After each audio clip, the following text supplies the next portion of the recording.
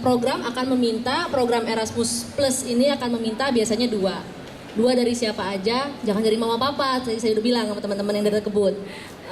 Kalau mama papanya profesor gimana? Well, if it's ya kira-kira aja dah, bisa mikir sendiri kan ya.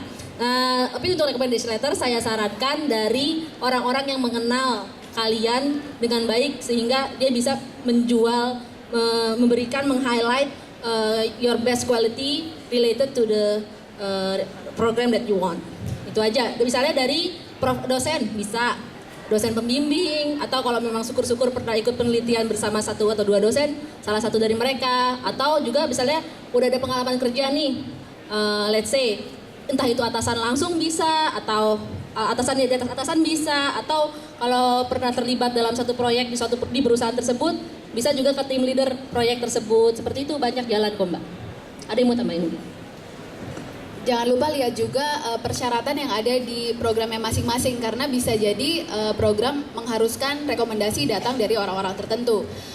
Misalnya dari Mundusmap dulu ketika saya daftar, satu harus dari dosen pembimbing skripsi atau tesis kalau misalnya udah pernah S2 sebelumnya gitu ya.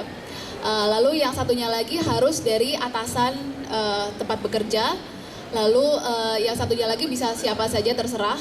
Waktu itu karena saya masih wartawan, jadi saya minta salah satu narasumber yang cukup dekat dan sepertinya posisinya cukup oke untuk jadi salah satu pemberi surat rekomendasi.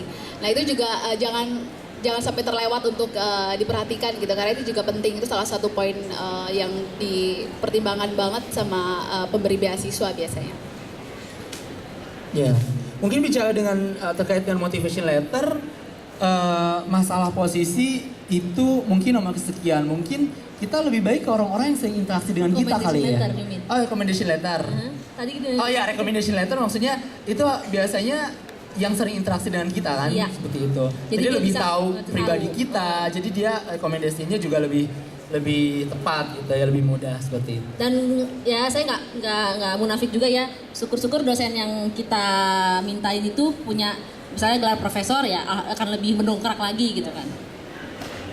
Ya, sudah terjawab Mbak? Ya, ada lagi pertanyaan mungkin satu lagi di sesi ini. Yang depan deh, tadi sudah di belakang. Silakan. Berdiri aja Mbak. Silakan perkenalkan namanya. Selamat siang, terima kasih atas kesempatannya. Nama saya Ahdi, saya mau menanyakan tentang dua hal. Yang pertama tadi Mbak PW kalau nggak salah pernah sempat pindah negara, itu semuanya.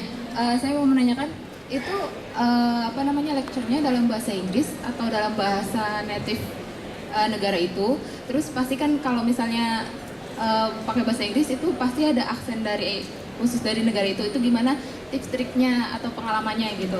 Terus pertanyaan yang kedua itu ke Mas siapa tuh? Jasmine. Oh Jasmine. Kalau misalnya kita belum lulus tapi kalau mau apply itu gimana ya? Kan kita juga belum ada ijazah yang keluar gitu.